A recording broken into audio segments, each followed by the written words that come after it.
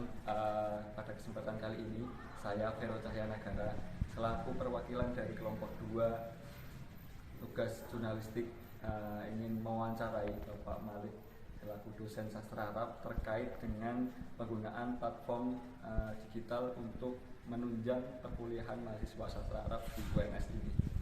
Mungkin untuk pertanyaan pembuka Bapak, ini kan kita sekarang lagi di masa-masa yang perkembangan teknologi digital ini sangat luar biasa gitu.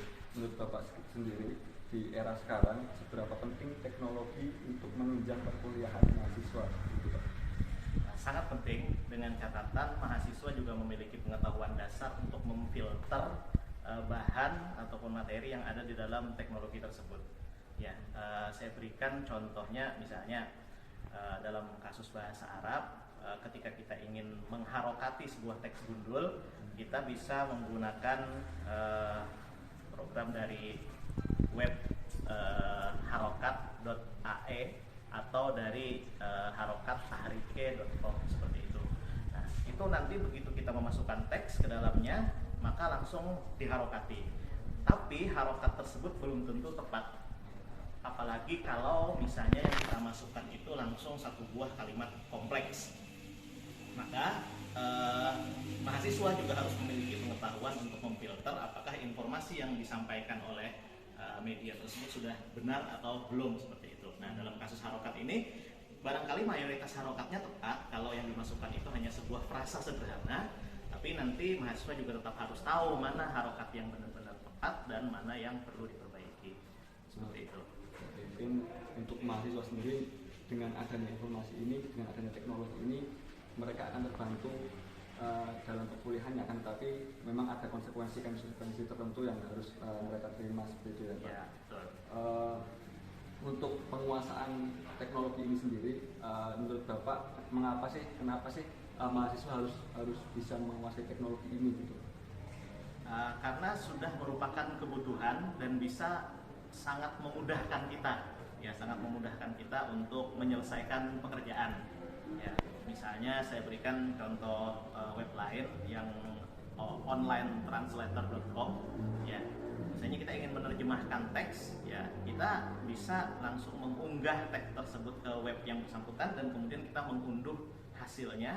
Terjemahannya itu sudah relatif bisa dipahami dan hanya butuh perbaikan kecil gitu pada detail-detail tertentu, selama terjemahannya itu bukan sebuah paragraf yang isinya kalimat kompleks.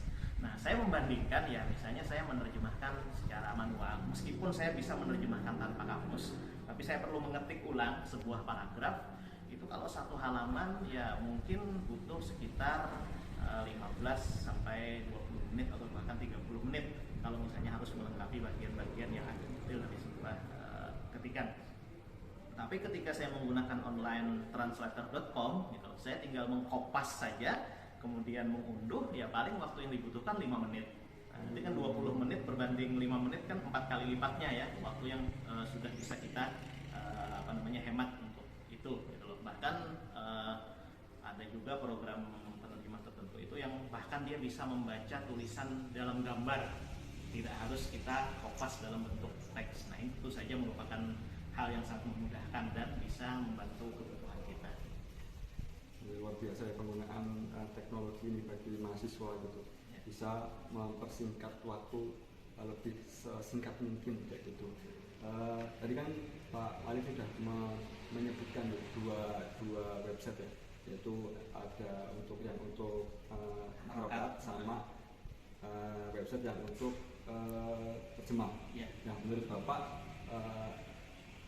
platform apa aja sih, website apa saja yang sekiranya perlu dan penting diketahui oleh mahasiswa, terutama mahasiswa sastra Arab untuk menunjang perkuliahannya, seperti itu Pak?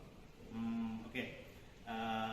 Saya sebutkan 2 di antaranya ya, yang sebenarnya banyak, tapi dengan 2 ini mungkin bisa relatif terpenuhi gitu. Tadi kan sudah ada untuk harokat dan untuk menerjemahkan. Nah, kemudian ada satu lagi program Kutruk namanya, ya. Kutruk itu untuk tasrif. Ya, jadi ibaratnya kita mau dapat kata misalnya maktab misalnya, kata maktab. kita masukkan kata maktab itu ke dalam program Futruk, kemudian begitu kita klik maka semua tasrif yang terkait dengan kata maktab itu keluar. Fi'il madinya keluar kataba, fi'il mudhari'nya keluar yaktubu, fi'il amrnya keluar uktub, dan seterusnya. Ya, jadi sigoh-sigoh yang terkait dengan kata maktab itu langsung keluar dengan program Futruk tersebut. Namun lagi-lagi ya namanya ini mesin tetap butuh filter dari manusia. Jadi setelah itu keluar, mungkin kita lihat dulu atau kita konsultasikan kepada orang yang kita anggap tahu. Tapi mayoritas tepat seperti itu. Ya, untuk tasrif. Kemudian ada juga yang kalau untuk buku-buku bahan belajar itu ada Nur Book ya, tulisannya NOOR itu. Saya lupa apakah Booknur atau nurbook.com gitu ya. Tapi itu di dalamnya ada banyak sekali buku-buku tentang linguistik Arab ataupun budaya Arab, baik yang berbahasa Arab maupun berbahasa Inggris. Kalau yang berbahasa Indonesia memang sejauh yang saya tahu belum ada di dalamnya. Tapi kalau yang untuk sumber-sumber berbahasa Arab dan Inggris banyak, dan itu bisa diunduh gratis tanpa harus kita mendonasikan sejumlah dana tertentu. Meskipun kalau memang ingin menjadi anggota premium yang mengunduhnya itu tidak perlu tertunda, ya memang mereka minta donasi. Tapi tanpa donasi sama sekali pun biasanya mereka sudah memberikan itu. Ya, ada juga yang kalau buku itu kan semacam maktabah waqfiyah, tulisannya waqfiyah seperti itu, ya, atau Asyarqul Awsat dengan tulisan syarqulnya itu pakai SH seperti itu. Ya, itu juga banyak menyediakan buku-buku. Nah, itu untuk tasrif. Yang belum ada atau mungkin yang saya belum tahu ya, itu ada dua nih sebenarnya ya, program untuk menunjang nahwu dan menunjang arut. Ini saya belum ketemu ya. Dulu saya waktu ngajar arut itu pernah menawarkan ke mahasiswa, siapa yang bisa bikin aplikasi sederhana, misalnya kita memasukkan bait puisi ya, dia kemudian bisa mentahrik tafailnya gitu. Ya tidak harus lengkap dengan dengan misalnya mengidentifikasi mana ajiznya, mana sadarnya, kemudian apa baharnya, perubahan harokatnya seperti apa. Ya cukup tahrik tafail saja dulu.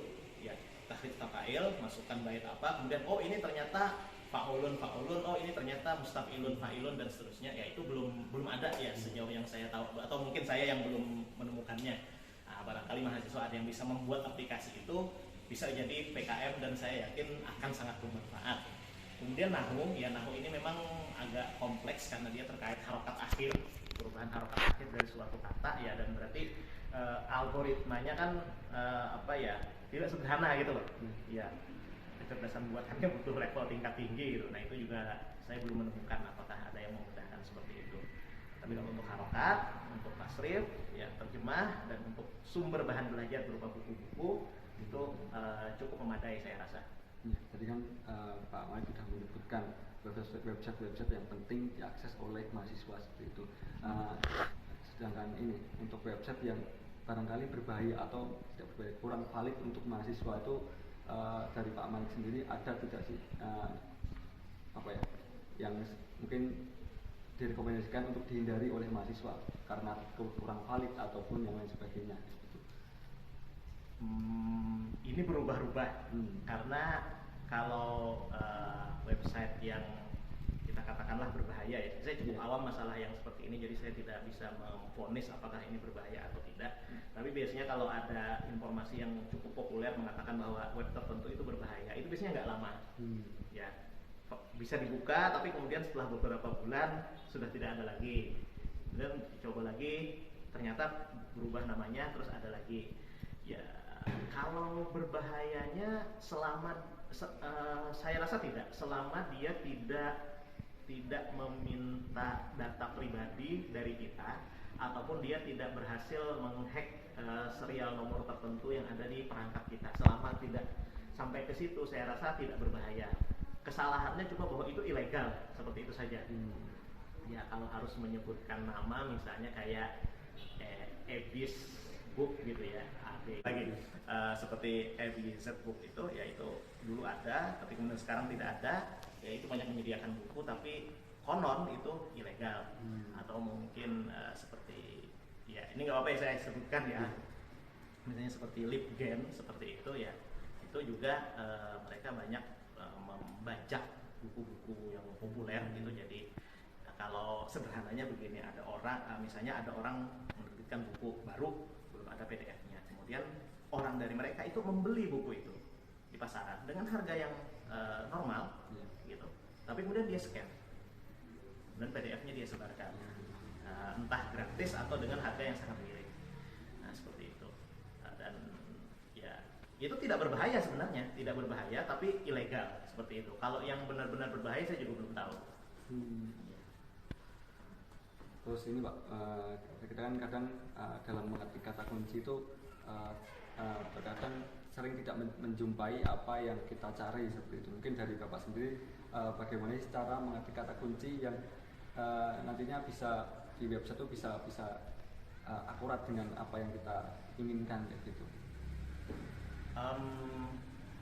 Kalau misalnya yang kita cari itu adalah bidang ilmu tertentu, maka kata kunci kita berarti harus terkait dengan hal utama yang dibahas dalam ilmu itu. Jadi misalnya begini, misalnya yang kita cari itu adalah istighraq misalnya kayak gitu ya, itu kan nahwu ya. Nah bidang istighraq adalah bidang nahwu. Nah kalau nahwu berarti kan yang dibahas dalam nahwu itu adalah perubahan harokat akhir misalnya. Maka yang kita masukkan ke dalam browser untuk mencari itu adalah misalnya harokat al-kalimat al-mustaghriyah misalnya kayak gitu, atau harokat plus istighraq misalnya kayak gitu. Nah itu bisa nanti keluar. Tapi kalau kita hanya masukkan istighraq saja, maka boleh jadi yang keluar itu bukan hanya pembahasan masalah bagaimana kaidah istighraq, tapi juga keluar juga masalah perdebatan para ulama nahwu tentang konsep istighraq. Maka akan terlalu luas jadinya kayak gitu. Jadi kita harus memasukkan kata kunci yang sesuai dengan bidang itu. Atau misalnya kita memasukkan kayak kita mencari tentang teknik penerjemahan misalnya kayak gitu ya. Nah, penerjemahan ini kan jelas dia membahas masalah alih bahasa dan ketersampaian pesan dalam bahasa sasaran. Maka kita masukkan saja teknik penerjemahan tapi ditambah kata lain gitu. Kata lainnya itu misalnya tentang kalimat atau kata ini menjadi ini. Kita berikan contoh kasusnya. Nah itu nanti dia akan lebih spesifik memberikan. Kalau kita hanya memasukkan teknik penerjemahan saja, nanti semua hal yang terkait teknik penerjemahan keluar di situ. Ya, nah, gitu. Kalau yang saya tahu seperti itu, tapi barangkali saya juga sebenarnya tidak terlalu paham bagaimana menspesifikkan pencarian. Ya, seperti itu. Nah ini Pak, kembali ke tadi yang bagian di penerjemahan. Ini kan tadi kan Bapak juga sudah menyebutkan website yang bisa digunakan untuk menerjemahkan. Kita juga dari mahasiswa tuh terkadang atau seringkali memakai Google Translate untuk menerjemahkan bahasa Arab seperti itu, dan mungkin hasilnya juga kurang akurat lah seperti itu. Nah menurut pandangan Bapak sendiri terkait dengan penggunaan Google Translate ini seperti apa? Sangat membantu. Sejauh yang pernah saya dicobakan yang terbaru ya paling mungkin sekitar seminggu yang lalu lah ya. Itu selama kalimat yang kita masukkan itu masih sederhana, jadi misalnya susunannya hanya subjek, predikat, objek tanpa keterangan yang panjang, atau dia kalimat yang mungkin subjek, predikat, dua objek, kemudian konjungsi dan keterangan singkat, selama masih seperti itu tidak masalah. Yang jadi masalah itu kalau dia anak kalimatnya banyak, atau dia kalimatnya itu terlalu kompleks untuk dipahami, atau kalimatnya ambigu. Jadi seperti itu. Ya, kalau seperti itu biasanya nanti terjemahannya kurang meyakinkan. Saya berikan contoh abstrak ya, abstrak skripsi gitu untuk mahasiswa. Nah itu kalau mereka mau menggunakan Google Translate, biasanya saya sarankan untuk memotong kalimat yang panjang itu maksimal terdiri dari 8 kata kayak gitu. Penelitian ini membahas masalah teknik penerjemahan. Nah itu kan berarti sudah kita hitung sendiri berapa kata yang ada di situ. Kalau misalnya lebih dari situ, lebih dari jumlah 8 kata, Google akan mulai kacau. Khususnya dalam kasus bahasa Arab. Dalam bahasa Inggris itu sudah jauh lebih baik sih, sudah jauh lebih baik. Jadi dia sudah mampu menerjemahkan sebuah paragraf dengan mendekati tepat, semacam itu, sangat membantu. Terus bagaimana perbandingannya dengan antara Google Translate ini dengan tadi website yang dengan ajukan untuk translate online? Kalau masalah keakuratan kurang lebih sama. Yang keunggulan online translator tadi adalah dia bisa membaca gambar dan membaca file PDF. Jadi kita tinggal mengunggah file PDF ke situ, terus kemudian kita bisa mengunduhnya dalam bentuk terjemahan file Word. Sementara kalau Google Translate kan kita harus mengkopas itu ke dalam dialog box-nya ya kan, kopas ke situ gitu. Tapi kalau hasilnya kurang lebih sama. Ya, kelebihan online translator.com itu membaca gambar, kemudian membaca file yang bukan Word. Kelebihannya. Mungkin untuk pertanyaan terakhir Pak. Mungkin dari Bapak sendiri apa ada pesan yang ingin sampaikan untuk mahasiswa sastra Arab itu, terutama dalam penggunaan teknologi digital sekarang ini untuk menunjang perkuliahan. Ya. Sebagian dari pesan ini mungkin sebenarnya tidak mampu saya laksanakan juga ya, tapi tidak ada salahnya saya sampaikan. Jadi bagi mahasiswa mungkin alangkah baiknya kalau tahu sedikit masalah jeroan teknologi yang digunakan itu. Misalnya paling tidak mampu membuat aplikasi sederhana kamus misalnya seperti itu dengan berbasis kepada bahasa pemrograman tertentu, atau kalau misalnya web yang diakses sedang mengalami masalah, tahu bagaimana cara menyiasatinya. Ya tidak harus sampai memperbaikinya, tapi menyiasatinya seperti itu. Itu ya. Kemudian yang kedua tadi masalah menyeleksi informasi, ya apakah itu sudah benar atau tidak ya. Informasi ini kan tidak harus informasi besar, masalah ketepatan harokat, ketepatan tasrif itu kan juga sebenarnya informasi yang kita dapatkan dari program tertentu. Kemudian yang ketiga ini masalah memanfaatkan program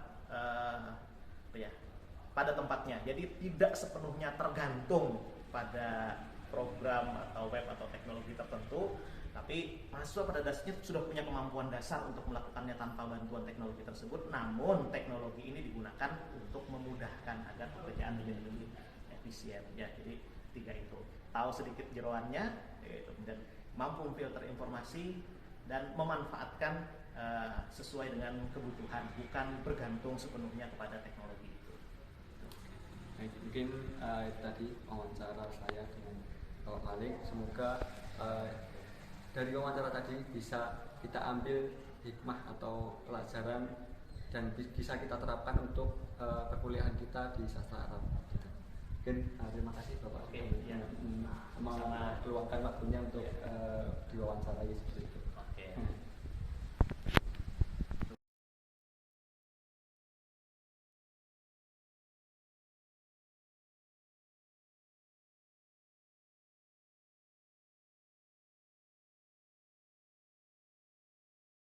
Menurut aku platform digital saat ini tuh sangat-sangat penting ya, apalagi kita tuh dilahirkan atau era angkatan kita itu kan angkatan yang istilahnya internet banget gitu loh. Jadi apa-apa kita searching, apa-apa kita browsing. Jadi menurut aku platform digital buat orang-orang milenial Gen Z kayak kita tuh penting banget sih.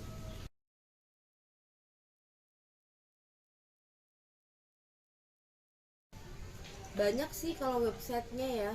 Aku biasanya juga ngambil jurnal-jurnal dari kampus lain, saya di UNS sendiri. Terus selain pakai website juga ada beberapa penunjang kayak Telegram juga gitu kan, kita jadiin sebagai sumber acuan dari jurnal yang kita bikin sendiri kayak gitu. Jadi untuk apa namanya tadi? Websitenya aku banyak pakai dari kampus-kampus lain, saya dari UNS sendiri.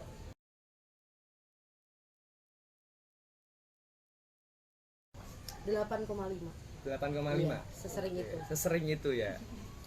Jadi orangnya ini Anda ambis sekali ya? Iya, gimana ya? Kita kan kuliah kan untuk menjadi yang terbaik versi kita sendiri. Siap.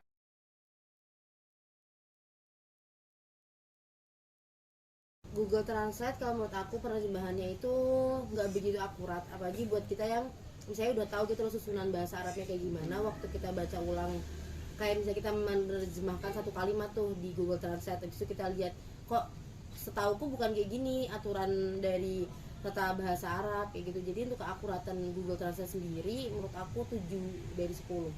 7 dari 10. Membantu tapi tidak yang 100% bisa kita langsung kopas gitu loh. Oh,